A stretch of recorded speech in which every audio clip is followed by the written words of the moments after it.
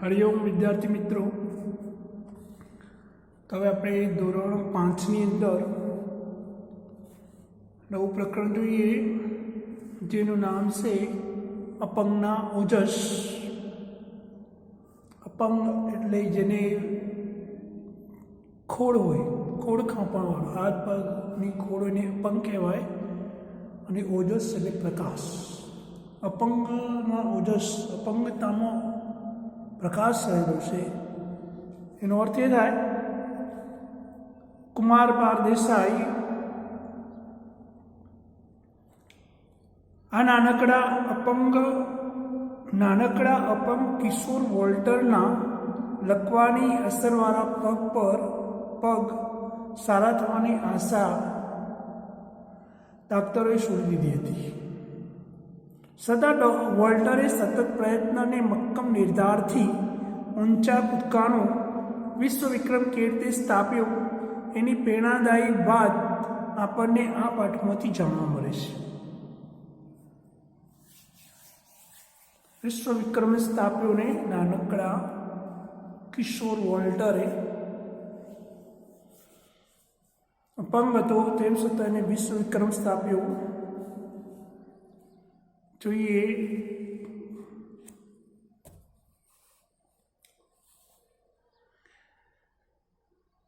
9 વર્ષની નાની ઉંમરે એને બાળકવાના રોગે ઘેરી લીધું। 9 વર્ષની ઉંમર હતી। લકવાના રોગનો હુમલો એવો તો થયો હતો કે એના શરીરનો એકેય સ્નાયુ એ જાતે હલાવી ચલાવી શકતો નહોતો। જોરદાર હુમલો થયો હતો। સ્નાયુ પરનો એનો કાબુ ચાલ્યો ગયો હતો। हाथ पग काम करता बंद थई गया था। एणे पोताना स्नायुओने फरी जीवंत करवा भारे पुरुषार्थ आदर्यो। पुरुषार्थ मेहनत ए सतत मेहनत करे, कसरत करे। एने पाणी में कसरत करवानी पण शुरुआत करी। एमां वारंवार थाकी जाए, क्यारेक पड़ी जाए पण हार खावानी वात नहीं। सखत पुरुषार्थ कर्यो। धीरे धीरे लकवानी घेरी असरमांथी बहार आव्यो।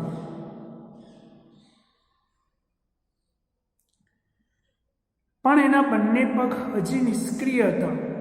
सक्रियनो विरोधी निष्क्रिय। उसरवा, कूदवा अने रमवानी आ उंमरमां ए आप मेरे ऊभो ही रही सकतो नहीं। डॉक्टरोए वधु सुधारानी आशा छोड़ी दीधी। वधु सुधारो थशे एवी आशा नहोती। आशा, निराशा। एमणे कह्युं के आ बाळक कदी जाते पग हलावी चलावी शकशे नहीं। क्यारे पग हलावी चलाशे? लाकडानी घोड़ी के व्हीलचेर पैडाड़ी खुशी ने सहारे ज जिंदगी भर चलावવું પડશે એવું ડોક્ટરે કહી દીધું। આ છોકરો નિરાશ ન થયો। એના અંતરમાં તો ઊંડે ઊંડે એક આશા ચમકતી હતી।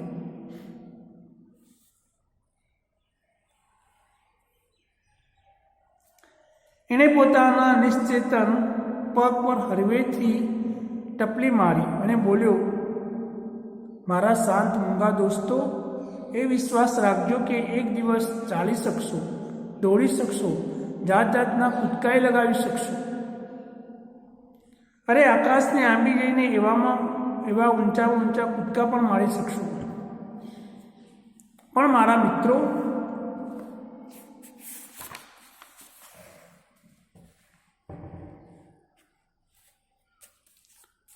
ज्यां सुधी तमे हिम्मत हारशो नहीं, कोई हिम्मत नहीं हारो। जोशभेर आटलो बोलता बोलता तो नानकड़ो वोल्टर पोतानुं समतोलपणुं गुमावीने एकाएक पथारीमां ढળી પડ્યો। वोल्टरनी आ वातचीत सांभळीने एनी माता दौड़ीने आवी। एणे पूछ्युं, बेटा तू कोनी साथे वातो करतो हतो? मां, मारा पग साथे। पग साथे? પગ તે કંઈ સાંભળતા હશે? હા માં, મારા પગ ભલે ચાલે નહીં, પણ સાંભળે છે તો ખરા. એમ? તો તે એને શું કહ્યું? માતાએ આતુરતાથી પૂછ્યું. વોલ્ટર કહ્યું, માં, મેં એને કહ્યું કે તમે મૂંઝાશો નહીં, ગભરાશો નહીં, સહેજે હિંમત હારશો નહીં. આજ ભલે તમે ચાલી શકતા ન હો, પણ એક દિવસ આપણે જરૂર ઊંચામાં ઊંચા કૂદકા લગાવી શકીશું. શાબાશ બેટા, શાબાશ. તું જરૂર કૂદકા લગાવી શકીશ. તું જરૂર સૌની માફક દોડી શકીશ.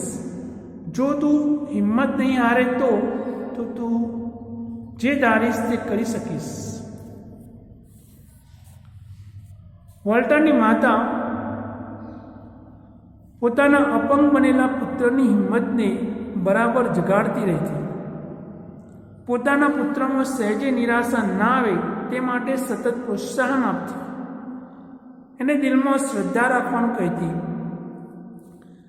સાથોસાથ પગ પર માલિશના અને ડાક્ટરી સારવારના બીજા ઉપચારો તો કર્યા જ કરતી.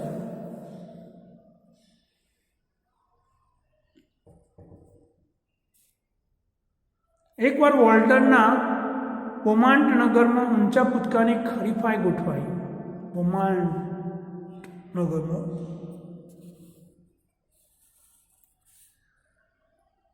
નાનકડા વોલ્ટરને આ હરીફાઈ જોવાનું મન થયું. લાકડાની ગોળીને સહારે મેદાન પર ગયો. મેદાનમાં ચારે બાજુ છોકરાઓ ઘૂમતા હતા. જુદી જુદી જગ્યાએ જુદા જુદા પ્રકારની હરીફાઈઓ ચાલતી હતી. ક્યાંક ખેલાડીઓ દોડમાં ભાગ લઈ રહ્યા હતા, ક્યાંક ઊંચા કૂદકાની રમત ચાલતી હતી, તો ક્યાંક વાંસ કૂદકાની રમત રમાતી હતી. વોલ્ટર ઊંચા કૂદકાના વિભાગમાં જઈને બેઠો. બે લાકડીઓ પર એક વાંસ મૂકવામાં આવ્યો હતો.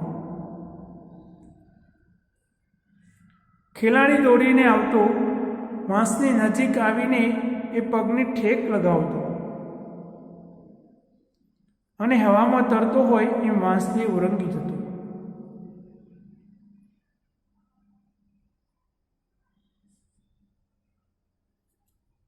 વોલ્ટર રસપૂર્વક હરીફાઈ જોઈ રહ્યો હતો. એને થયું, લાવ હું પણ કૂદકો લગાવું. પણ પોતાના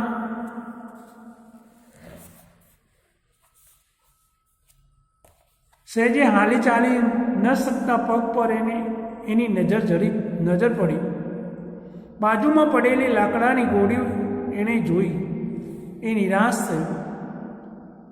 જ્યાં જાતે ચલાતું નથી ત્યાં વળી આવો અને આટલો ઊંચો કૂદકો મારવાની વાત કેવી?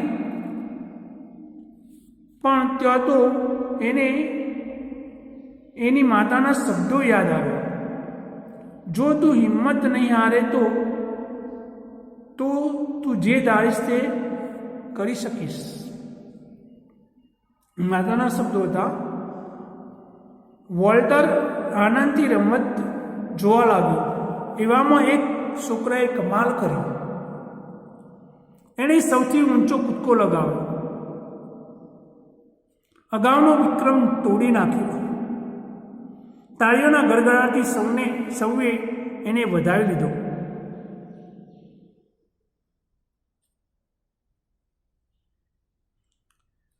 એ વિજેતાનું ઇનામ મેળવી ગયો. વોલ્ટર પણ બેઠો બેઠો જોશભેર તાળીઓ પાડતો હતો. ઇનામ મેળવીને પાછા પડતા છોકરાને એણે જોયો. એ બરાબર એના જેટલી જ ઉંમરનું હતું. વોલ્ટરને થયું, હું પણ એક દિવસ ચાલીશ, પછી કૂદકા લગાવીશ. એક દિવસ એવોય આવશે કે હું આ પગથી દુનિયાભરમાં ઊંચામાં ઊંચો કૂદકો લગાવીશ. અરે, હું તો વિશ્વ વિક્રમ સ્થાપીશ. વોલ્ટર અપંગ હતો, પણ એનો નિર્ધાર અડગ હતો. એનું તન અપંગ હતું પણ મન અડીખમ હતું, શરીર નિર્બળ હતું પણ એનો સંકલ્પ ઘણો બળવાન હતો. એના અહીંયામાં એક શ્રદ્ધા હતી, મારું શરીર આજે ભલે અપંગ હોય પણ એક દિવસ એવો આવશે કે વિશ્વનો કોઈ ખેલાડી મારી બરાબરી કરી શકશે નહીં.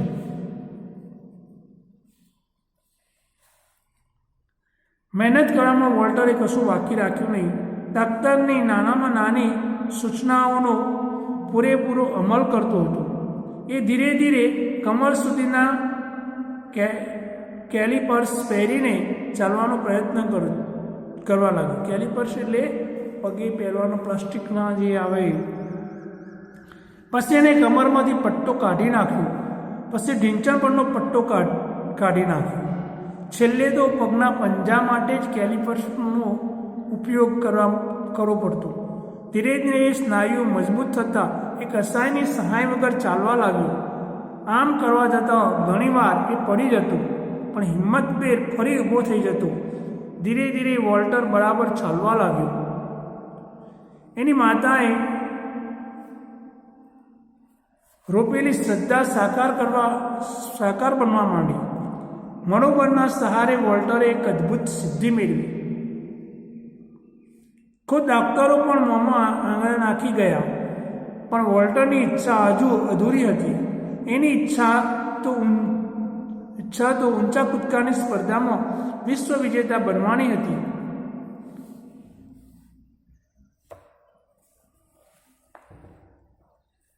એના શરીરમાં તાકાત આવતી ગઈ, સ્નાયુઓ ચેતનવંતા બનતા ગયા. ધીમે ધીમે એ દોડવા લાગ્યો અને આખરે ઊંચો કૂદકો લગાવવા માંડ્યો.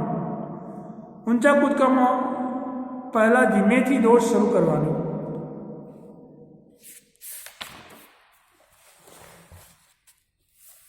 હોય પછી ઝડપથી દોડવાનું હોય અને પછી પગની ઠેકથી ઊંચો કૂદકો લગાવવાનો હોય. અન્ય રમતો કરતાં આ રમતમાં પગની તાકાતની વધારે કસોટી થાય છે. વોલ્ટર ધીમે ધીમે આ બધી કળામાં પારંગત બન્યો. વધુને વધુ ઊંચે કૂદવાનો પ્રયત્ન કરવા લાગ્યો. એના બોમાટ નગરની સ્પર્ધાઓમાં એ મોખરે રહ્યો. ટેક્સાસ રાજ્યની સ્પર્ધામાં એણે વિક્રમો સ્થાપ્યા. એની કાબેલિયત જોઈને એના દેશે એને ઓલિમ્પિક સ્પર્ધામાં ભાગ લેવા મોકલ્યો. ફિનલેન્ડ દેશના હેલસિંકી શહેરમાં 15મી ઓલિમ્પિક સ્પર્ધા યોજાઈ. આમાં જુદા જુદા દેશોના ઘણા હરીફોએ ભાગ લીધો. અમેરિકા તરફથી 21 વર્ષનો વોલ્ટર પણ મેદાનમાં પડ્યો હતો. ઓલિમ્પિક એટલે જગતનો સૌથી મોટો રમતોત્સવ. આમાં ઠેર ઠેરથી ખેલાડી આવે. ઓલિમ્પિકમાં વિજય મેળવવાનો તે ખેલાડીના જીવનની સૌથી મોટી ઈચ્છા હોય છે.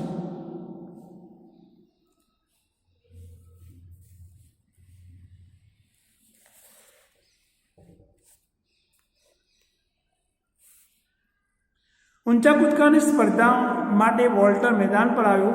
2 મીટર અને 5 સેન્ટીમીટરની ઊંચાઈ ધરાવતા વોલ્ટર જેટલો ઊંચો એનો કોઈ હરીફ ન હતો.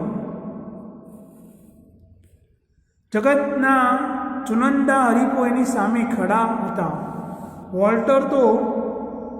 વોલ્ટરનો તો સિદ્ધાંત હતો કે કદી હતાશ થઈને કામ છોડવું નહીં, કામ પાર પાડીને જ અટકવું. વોલ્ટરે કશાય સાધનની સહાય વિના દોડીને ઊંચો કૂદકો લગાવ્યો. પરિણામ જાહેર થયું. વોલ્ટર ડેવિસ પ્રથમ આવ્યો. આટલું તો ઠીક, પણ એણે 2 મીટર અને 4 સેન્ટીમીટર જેટલો ઊંચો કૂદકો લગાવીને ઓલિમ્પિક સ્પર્ધામાં નવો વિક્રમ સ્થાપ્યો. 2 મીટર અને 4 સેન્ટીમીટર. આ 15મી ઓલિમ્પિક સ્પર્ધાના પહેલા જ દિવસે પ્રથમ ઓલિમ્પિક વિક્રમ સ્થાપનાર વોલ્ટર ડેવિસ બન્યો. એને સ્વર્ણચંદ્રક મળ્યો. તાળીઓના ગડગડાટથી વાતાવરણ ભરાઈ ગયું. વોલ્ટરની સિદ્ધિ રમતની દુનિયામાં માન પામી. એના પુરુષાર્થના પુરુષાર્થ લોકોના દિલમાં આદર પામ્યો. આ સિદ્ધિ પછી પણ વોલ્ટર ડેવિસે આનાથી પણ ઊંચા કૂદકા લગાવ્યા. એક બિનસત્તાવાર સ્પર્ધામાં તો તેણે 2 મીટર અને 13.5 સેન્ટીમીટરનો ઊંચો કૂદકો લગાવ્યો હતો. વોલ્ટર જીવન અને રમતના મેદાનનો સાચો વિજેતા બન્યો. વોલ્ટર જીવન અને રમતના મેદાનનો સાચો વિજેતા બન્યો. જે વોલ્ટરને માટે ડૉક્ટરોએ કહ્યું હતું કે કદી પણ જાતે પોતાના પગ હલાવી ચલાવી શકશે નહીં, એ વોલ્ટર મન અને તનની તાકાતથી જગતમાં ઊંચામાં ઊંચો કૂદકો લગાવનારો માનવી બન્યો. એણે બતાવ્યું કે અપંગ અથવા અશક્ત એ લાચાર કે અસહાય નથી. એ હિંમત ન હારે તો ધારે તે કરી શકે. અપંગ અને અશક્ત એ લાચાર અને અસહાય નથી, એ ધારે તે કરી શકે છે. તો હવે શબ્દ સમજૂતી જોઈએ. ભાષા શબ્દ. ઓજસ માણસના વિશેષ કે ખાસ ગુણ, બળ, પ્રતિભા, તેજ. નિષ્ક્રિય ક્રિયારહિત, ક્રિયા ન કરતું હોય તેવું નિર્ધાર, અગાઉથી ધારેલું નિર્ણય. કેલિપર્સ લખવાના દર્દીને આધાર માટે પહેરવું પડતું સાધન. પારંગત, હોશિયાર, પ્રવીણ. ઓલિમ્પિક દર 4 વર્ષે યોજાતો વિશ્વ રમતોત્સવ. વિક્રમ કોઈપણ સ્પર્ધાના ક્ષેત્રમાં નોંધાયેલી મહત્તમ સિદ્ધિ. પુરુષાર્થ, ઉદ્યમ, મહેનત. રૂઢિપ્રયોગ. મોંમાં આંગળા નાખવા, ખૂબ આશ્ચર્ય પામવું. ભાષા સજ્જતા. જોડાક્ષરવાળા શબ્દોમાં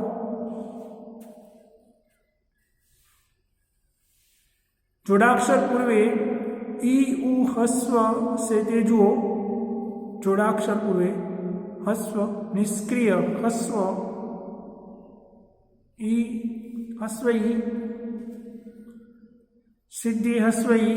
વિશ્વવિક્રમ હસ્વ ઈ. જોડાક્ષરના અગાઉ ઓલિમ્પિક હસ્વ ઈ. જુસ્સો હસ્વ. તો વિદ્યાર્થી મિત્રો, આ હતી આપણી ભાષા સજ્જતા, રૂઢિપ્રયોગ, શબ્દ સમજૂતીની પાઠ સમજૂતી. તમારે એકવાર જોઈ લેવાની, તૈયાર કરી દેવાની.